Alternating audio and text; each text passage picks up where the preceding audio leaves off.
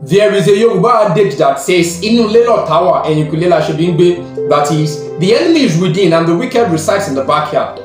This is the story of Captain Hadiza Oboh, Nigeria's first and only female pilot of the defunct Nigeria Airways, who was murdered by her own domestic servant at the age of 39.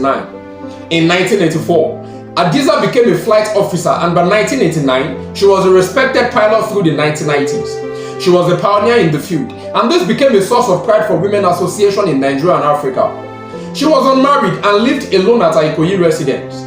On February 8, 1998, she arrived from a flight and headed home around 8 p.m. She strolled into her apartment, entered the kitchen to fix herself a meal.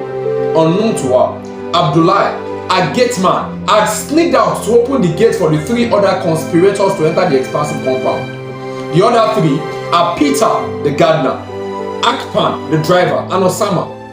Abdullahi, with a rope, went straight to the neck of Nigeria's only female captain and tightened the rope around her neck, cutting off blood supply to her brain.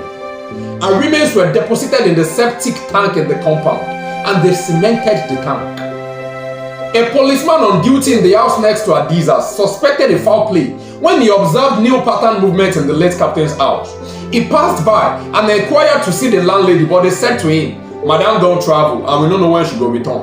He was dissatisfied, brought police officers to the house and arrested Peter and his cohorts for questioning. After a few days, Hadiza was nowhere to be found, and the State Criminal Investigation Department took over the case. While they were inspecting the house, they saw visible stains of blood and the rope used in strangulating her. They noticed that the septic tank had a fresh coat of cement, and they decided to open the septic tank. When they opened, they saw the decomposed body of Captain Hadiza Oboh. The four suspects were arraigned at the Chief Magistrate's Court in Lagos for conspiracy, armed robbery, and murder. As the police team were waiting for further direction from the Director of Public Prosecutions, they got the most shocking news of their lives.